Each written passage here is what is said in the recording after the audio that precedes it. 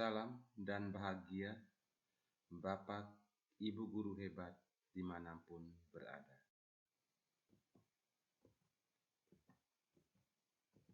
Perkenalkan, nama saya Albertus Subansogen, SPD SDGR, calon guru penggerak Angkatan 6, Unit Kerja SD Impres Belo Aja, Kabupaten Flores Timur. Dengan fasilitator saya, Mama Rambu Ika Merambahau SPD, dan pengajar praktik saya, Bapak Emmanuel Elvarius Geo SPD GR.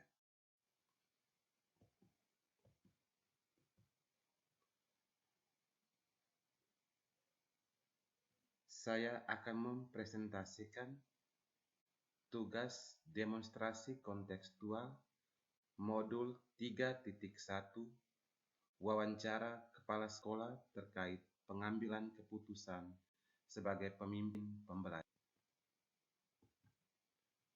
Tujuan dari kegiatan wawancara ini adalah calon guru penggerak dapat menganalisis atas penerapan proses pengambilan sebuah keputusan berkait kasus dilema etika atau rujukan moral yang berpihak pada peserta didik dengan memperhatikan 4 paradigma, 3 prinsip, dan 9 langkah-langkah pengambilan.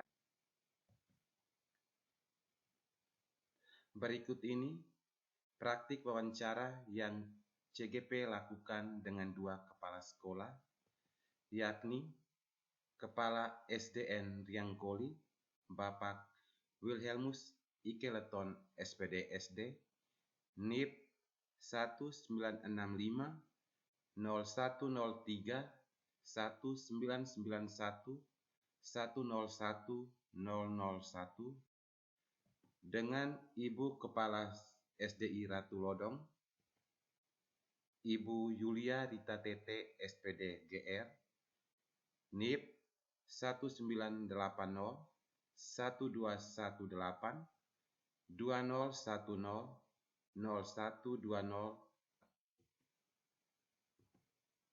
Berikut ini video wawancara saya bersama kedua Bapak dan Ibu Kepala Sekolah yang sudah saya uraikan di atas.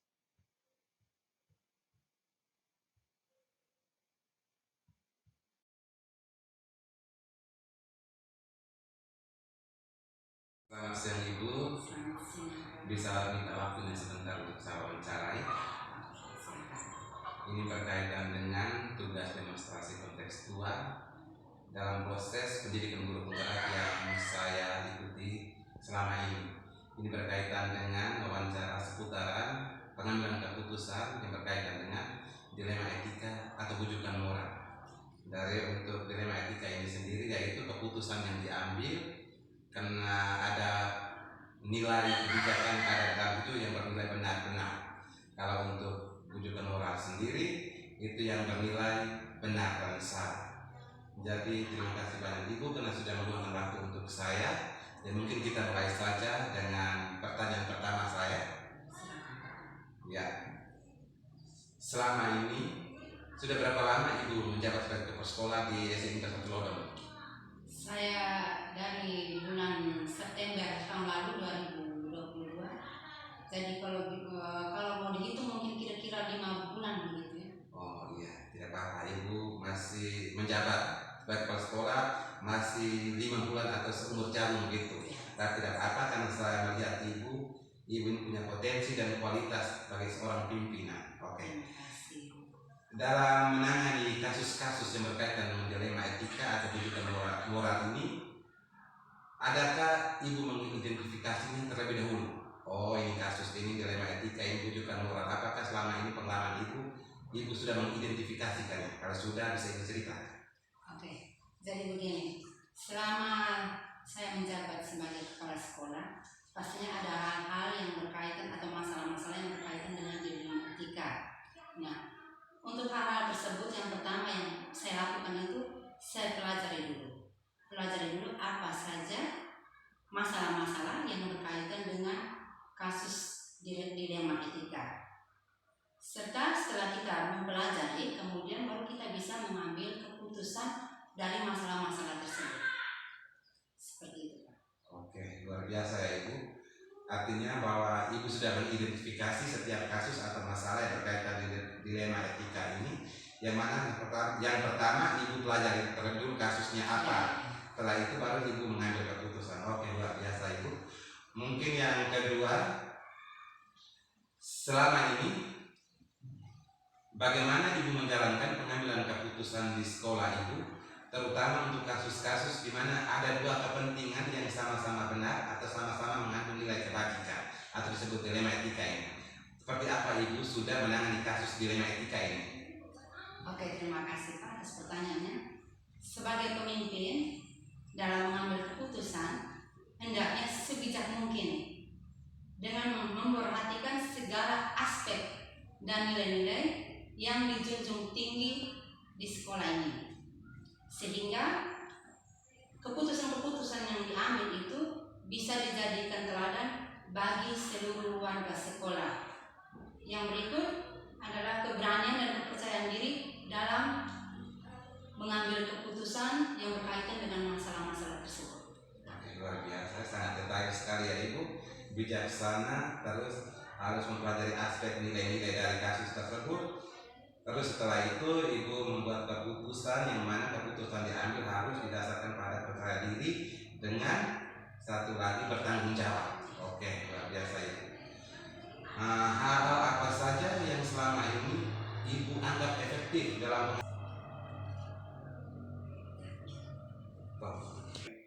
Oke Ibu, terima kasih atas jawaban Ibu. Mungkin pertanyaan yang berikut, langkah-langkah atau prosedur seperti apa yang biasa Ibu lakukan selama ini dalam menangani kasus? Oke, Pak. Untuk langkah-langkah atau prosedur yang biasanya saya ambil itu, yang pertama itu kenali dulu bahwa masalah-masalah tersebut itu berkaitan atau sesuai dengan nilai-nilai moral atau tidak. Kemudian yang berikut, dilihat siapa saja yang terlibat di dalam kasus tersebut. Untuk saya mungkin cuma dua itu saja, Pak. Oke. Dan yang pertama, keputusan sebelum Ibu mengambil keputusan, yang pertama Ibu kenali dahulu kasusnya. Apakah ini masuk dalam berkaitan nilai moral atau dilema etika atau rujukan moral. Yang kedua, Ibu mengenal dulu siapa pelaku atau yang membuat kasus tersebut. Oke. Betul sekali. Terima kasih banyak Ibu. Yang berikut mungkin hal apa saja yang Ibu anggap efektif dalam pengambilan keputusan yang berkaitan dengan kasus dilema etika ini. Hal apa saja yang Ibu anggap efektif? Oke. Untuk sekolah kami, yang pertama saya mau menceritakan sedikit. Oke.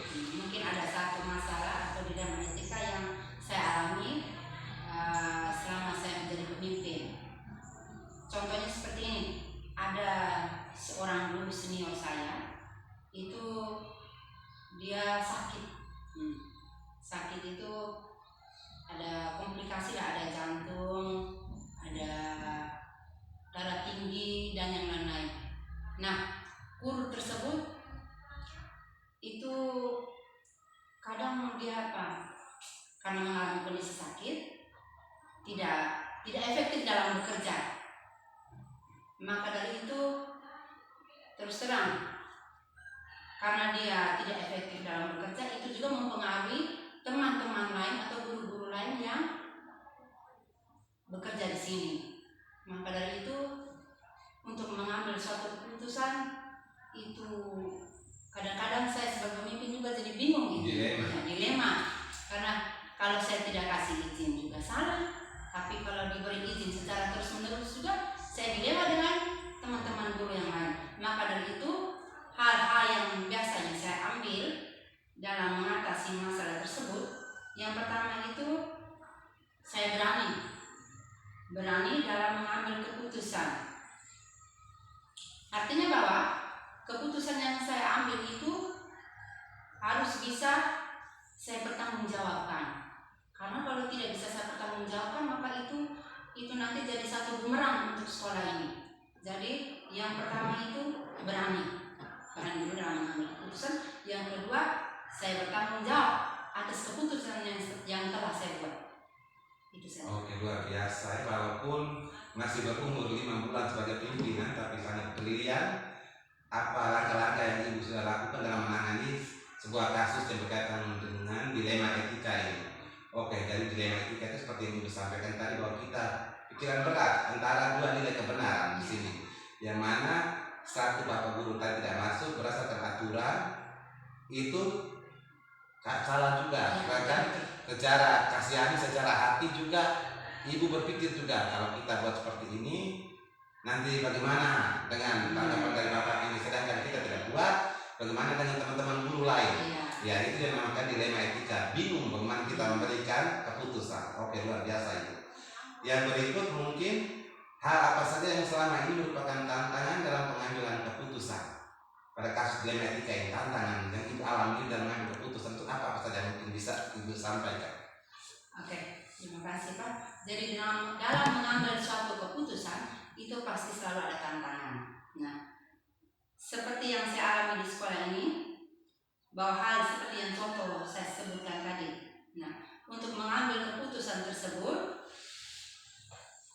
yang menjadi tantangannya adalah jika keputusan yang kita ambil itu bahwa tidak sesuai dengan keinginan atau tidak sesuai dengan pemikiran dari teman-teman guru. Maka dari itu yang menjadi satu tantangan untuk saya, untuk bisa kita sebagai seorang pemimpin menjelaskan atau memberikan memberikan pertanggungjawaban untuk keputusan yang kita ambil tersebut. Oke, luar biasa. Sesalut dimulai dari tadi, walaupun masih muda, menjabat kepala sekolah masih 5 bulan, tetapi luar biasa. Ini dari namakan tiga pemimpin. Oke, yang berikut mungkin ini pertanyaan berkaitan dengan jadwal. Apakah ibu selama ini dalam menyelesaikan kasus itu ibu sudah buat jadwal khusus untuk menangani kasus-kasus yang ada di sekolah ini? Apakah ibu sempat atau sudah atau pernah membuat jadwal? Oke, jadi untuk saya pribadi untuk mengatasi masalah tersebut, terus terang saya belum ada jadwalnya sama sekali. Jadi pada saat ada masalah saya langsung menyelesaikan. Jadi untuk jadwalnya mungkin kedepannya nanti akan saya buat. Oke, terima kasih banyak ibu. Jadwalnya untuk sementara belum, tapi kedepannya ibu akan buat. Dan ibu tangani masalah selama ini, pada saat masalah setelah itu ibu identifikasi langsung selesaikan masalah. Ya, seperti itu Pak. Luar biasa ibu. Yang berikut.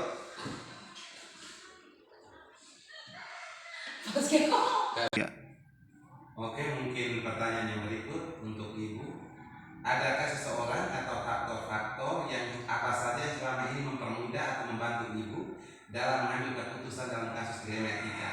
Mungkin orang atau faktor-faktor apa yang mendukung ibu dalam hal ini mengambil keputusan yang sangat mudah dan masalah yang ada? Faktor apa yang buat ibu mudah dalam mengambil keputusan? Oke, begini Pak. Seperti yang Bapak ketahui tadi saya sudah sampaikan bahwa saya ini baru menjadi pemimpin. Maka masalah-masalah yang saya hadapi tidak sendiri saya langsung ambil keputusan, tidak. Saya biasanya berkonsultasi lebih dahulu dengan guru-guru senior atau kepala sekolah yang senior. Jadi dari jawaban-jawaban mereka yang mereka berikan kepada saya, kemudian saya refleksikan kembali. Setelah itu baru saya bisa mengambil keputusan. Biasa itu salut. Mungkin pada tahap ini sesi wawancara juga saya banyak belajar dari ibu. Ya. Mungkin ini yang terakhir, pertanyaan terakhir. Dari semua hal yang telah disampaikan, pembelajaran apa yang ibu petik dari pengalaman ibu mengambil keputusan ini? Pembelajaran apa? Oke, terima kasih Pak. Jadi sebagai seorang pemimpin dalam mengambil keputusan harus tepat dan bijak. Karena hal ini akan mempengaruhi kinerja guru tersebut dalam menjalankan tugasnya. Jika seorang pemimpin tidak tepat dan bijak dalam mengambil keputusan, otomatis performa atau kinerja dari guru-guru tersebut pastinya akan menurun. Dan itu akan mempengaruhi output yang dihasilkan oleh sekolah ini. Terima kasih. Oke, luar biasa ibu. Terima kasih banyak. Karena semua pertanyaan sudah dijarap dengan sempurna oleh ibu. Ini jujur saja, ibu ini merupakan salah satu contoh panutan saya. Seorang perempuan yang luar biasa dipercayakan menjadi pemimpin atau kepala sekolah yang memimpin sebuah lembaga. Dan dalam proses wawancara kita kali ini, selain saya melakukan wawancara, saya juga belajar bagaimana menjadi seorang pemimpin yang baik dan berkualitas ke depan. Terima kasih banyak Ibu atas waktunya. Semoga Tuhan memberkati setiap tugas dan karya Ibu selanjutnya. Oke, terima kasih kembali Pak.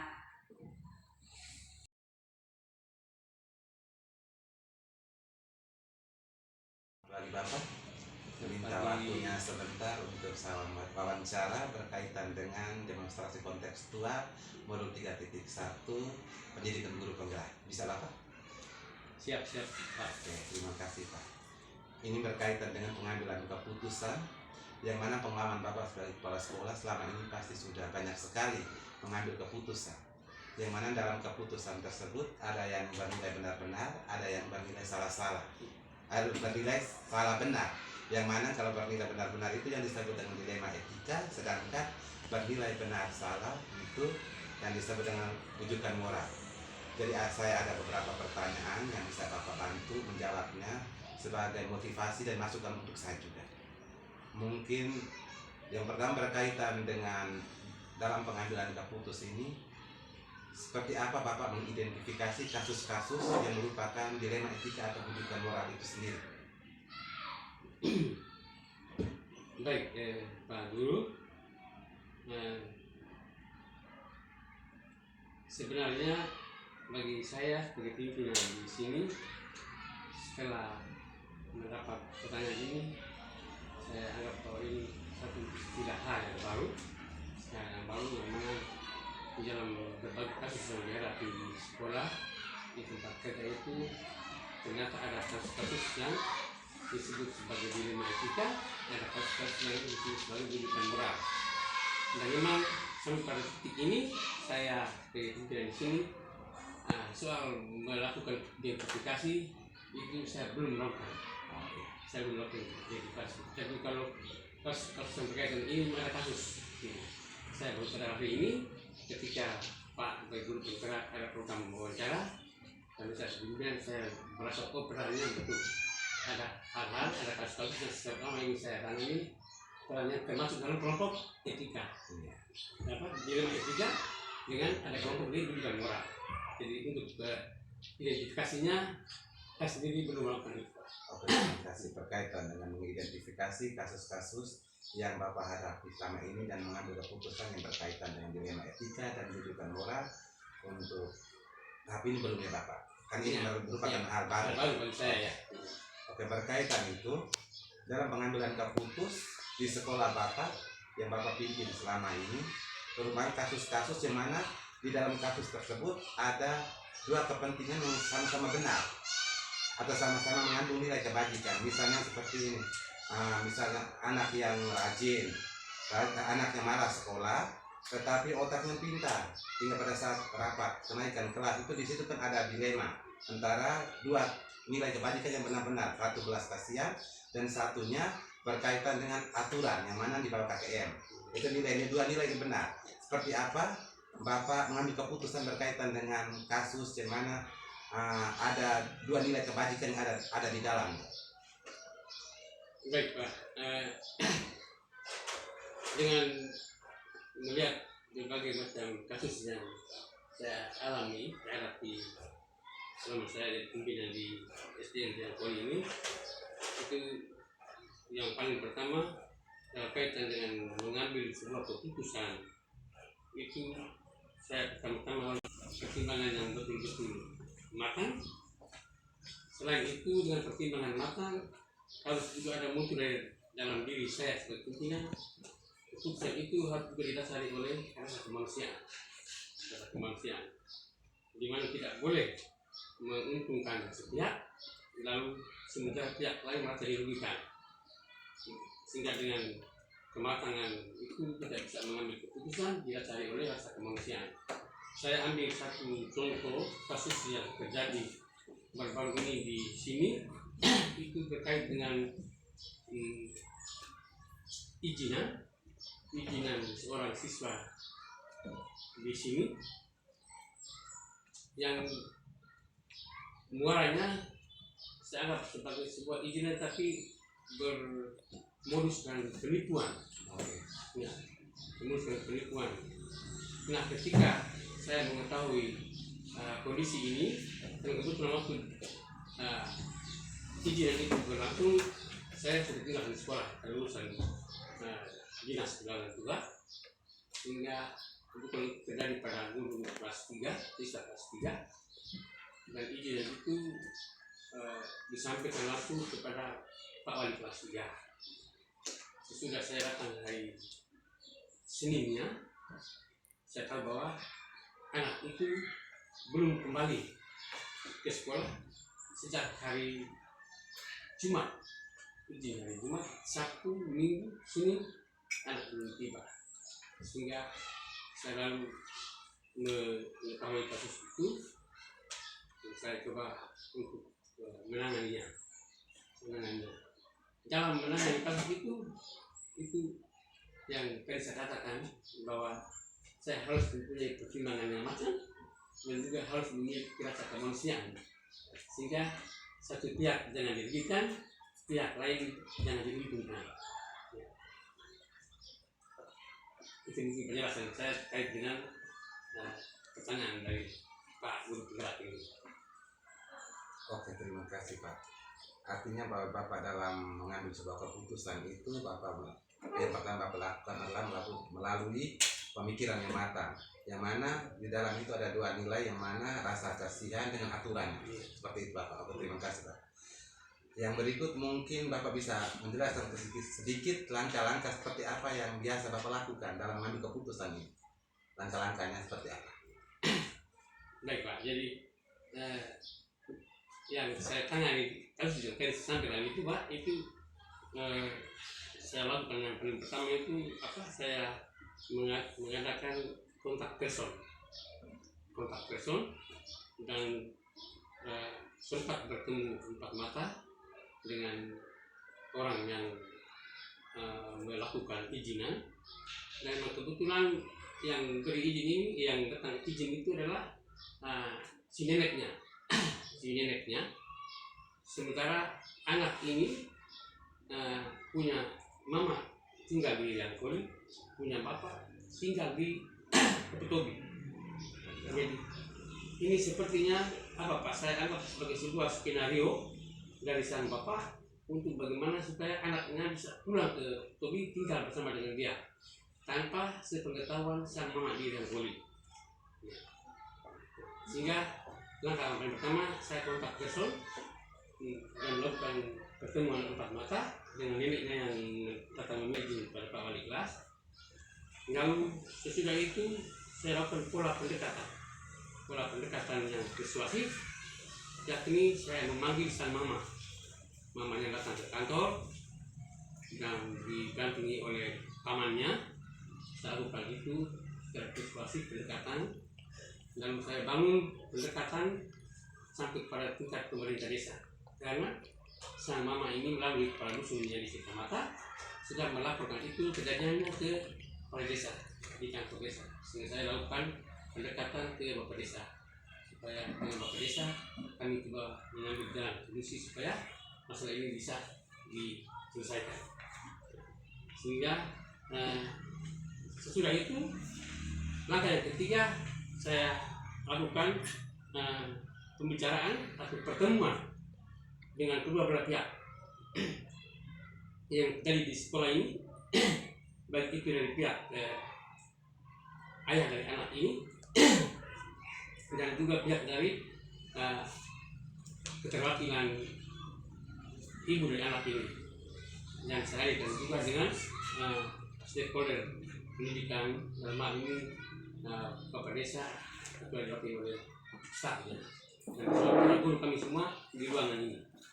Itu mungkin 3 langkah yang saya ambil dan saya lakukan dalam kaitan dengan menangani persoalan ini. Oke, terima kasih banyak Pak, luar biasa ya. Ada beberapa tahapan yang sudah Bapak lakukan berkaitan pengambilan keputusan ini. Oke, mungkin yang berikut, hal apa saja yang selama ini Bapak anggap efektif dalam pengambilan keputusan pada kasus dilema etika atau yang bernilai benar-benar? Yang paling efektif itu seperti apa? Terkait dengan pertanyaan ini, hal-hal yang dianggap sangat efektif ya dalam pengambilan keputusan ini itu yang saya alami. Itu yang pertama, ada kerjasama yang baik. Itu yang paling pertama itu dari rekan-rekan saya, dari teman-teman guru.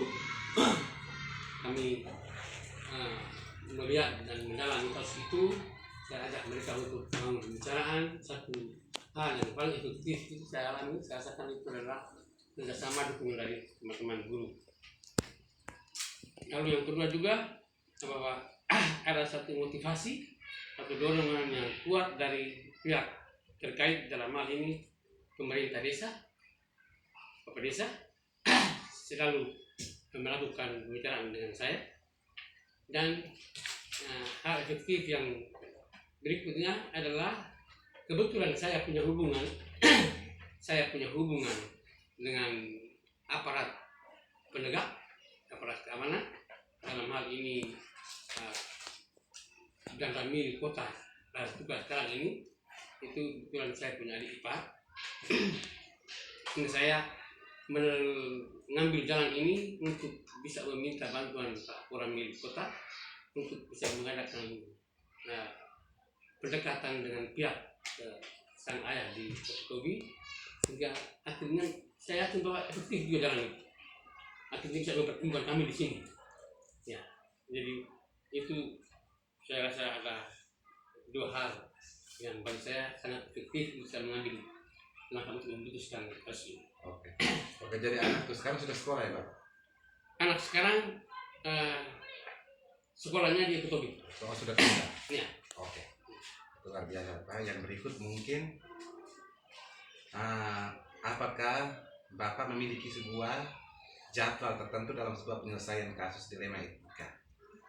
Apakah Bapak memiliki jadwal, apakah diselesaikan saat itu memang, atau punya waktu tertentu untuk menjadwalkan dalam menyelesaikan kasus-kasus yang berkaitan dengan dilema etika ini?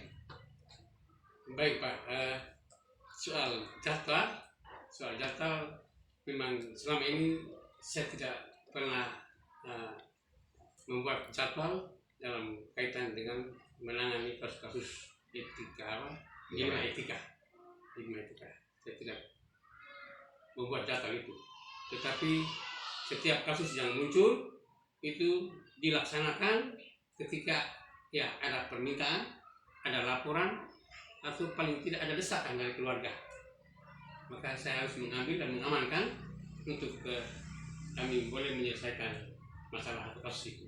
Jadi jadwal selama ini sekarang ini saya belum pernah buat jadwal yang teratur dan rapi. Nah, mungkin mudah-mudahan dengan wawancara ini juga merupakan sebuah masukan yang baik sekali bagi saya selaku pimpinan di sini, sehingga untuk kedepannya menangani kasus-kasus seperti ini, ya saya bisa mengagendakan jadwalnya secara rapi sehingga lebih terarah, lebih cepat penyelesaiannya.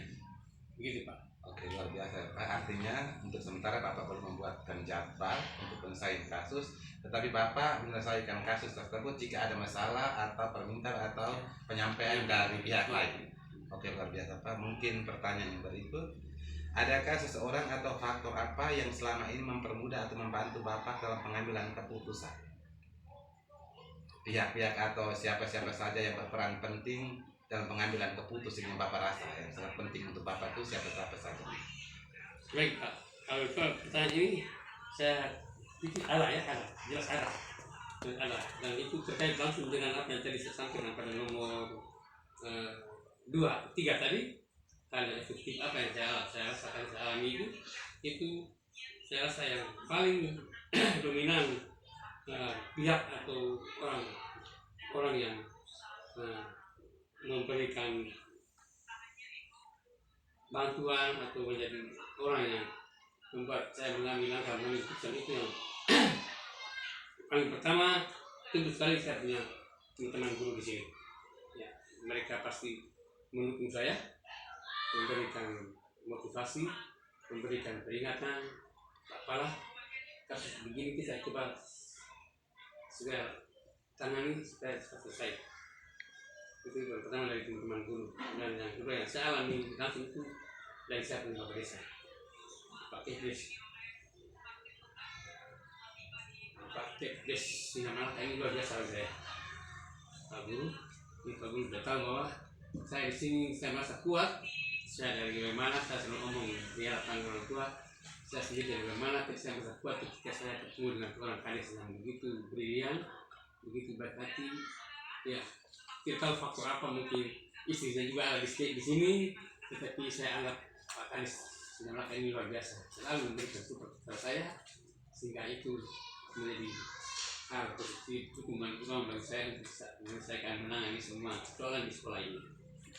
Terima kasih Pak. Jadi mungkin dari yang menjadi faktor pendukung itu adalah teman guru yang pertama, yang kedua Bapak Kepala Desa Sinamalaka, karena dia sangat mendukung apa yang Bapak lakukan di sekolah. Yang berkaitan dengan Bapak Kades juga saya juga mengenal Bapak Kades seperti apa orangnya, jadi sangat luar biasa orang. Oke, mungkin yang berikut dari semua hal yang telah disampaikan, mungkin pembelajaran apa yang dapat Bapak petik dari pengambilan keputusan dilema etika ini, dari pengambilan keputusan yang bernilai benar-benar ini, mungkin pengalaman apa yang Bapak petik dari pengambilan keputusan ini. Baik Pak, terkait dengan ini saya melihat bahwa munculnya ada kasus di sekolah, ada dilema etika, ada bujukan moral. Saya berpikir dilema etika, bujukan moral ini kasus yang sebenarnya pada dua pilihan ya, ada dua pilihan, seperti kasus antara pribadi dan kelompok, yaitu antara kebenaran dan rasa kasihan. Jadi ada benar dan salah. Ada benar dan salahnya. Nah, saya sama kalau kasus yang mulai seperti ini, saya melihat bahwa ada pengalaman besar bagi saya, yaitu dalam mengambil keputusan dalam kaitan dengan kasus-kasus yang dilema etika atau kebujukan moral. Itu yang paling pertama itu adalah butuh kesabaran dan ketabahan. Itu paling pertama, kita harus sabar dan tabah menghadapi persoalan ini. Lalu yang kedua itu seperti yang saya katakan awal tadi, harus memiliki rasa kemanusiaan yang tinggi. Tanpa memiliki rasa kemanusiaan yang tinggi, saya yakin bahwa kita akan mengambil keputusan yang akan merugikan satu pihak, menguntungkan satu pihak. Jadi, baik, jadi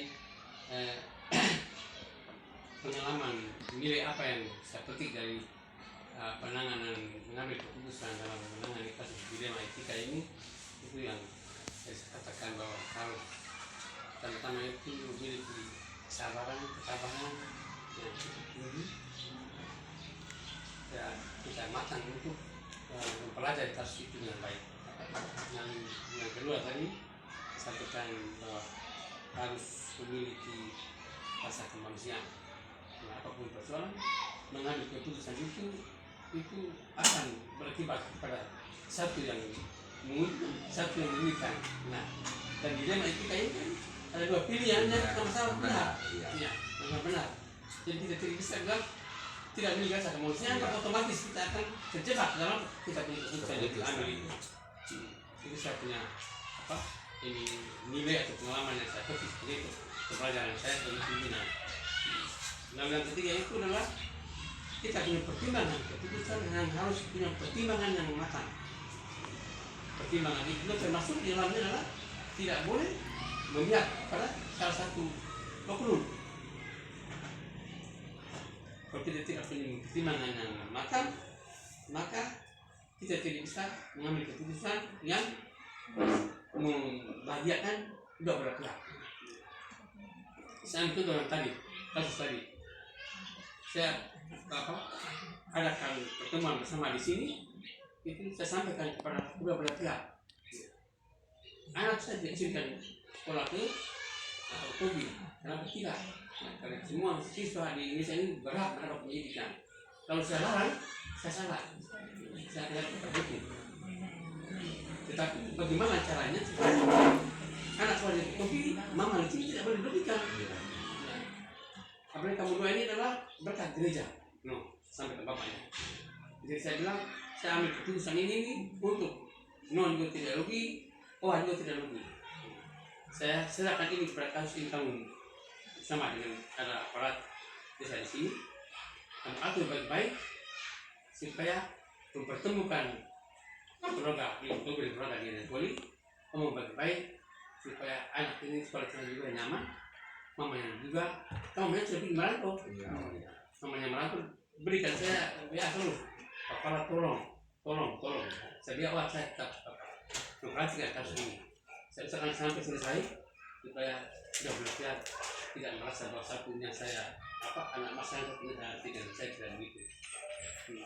Sehingga ya sekarang mungkin dekat dengan pertemuan sejauh mana anak sekarang tidak diikut.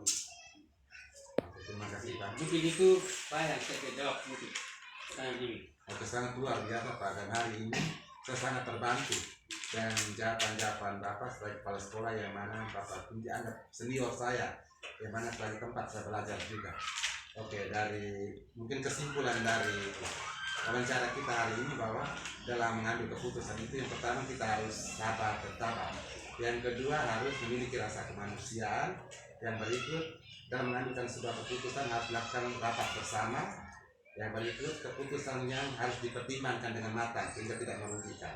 Di samping itu juga Bapak hari ini mendapat pengalaman baru berkaitan dengan dilema etika dan bujukan moral ini, yang mana dilema etika itu keputusan yang mana bernilai benar-benar, dan rujukan moral itu keputusan yang bernilai benar dan salah. Terima kasih banyak Bapak atas waktunya. Saya sangat salut dan luar biasa Bapak. Bapak adalah salah satu motivator saya dan sebagai tempat belajar saya. Terima kasih Bapak. Baik, terima kasih Pak Guru. Mohon maaf saya punya jawaban apa adanya. Oke, tidak apa-apa, tapi luar biasa hari ini. Terima kasih banyak Bapak. Oke.